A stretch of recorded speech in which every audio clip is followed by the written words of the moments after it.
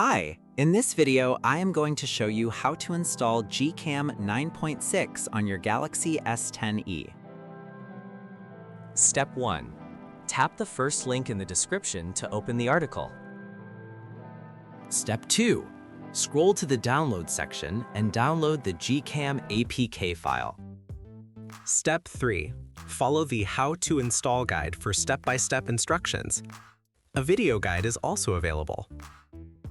That's it. Don't forget to visit the article for complete instruction and APK file. Lastly, here's some GCam versus stock camera app comparison.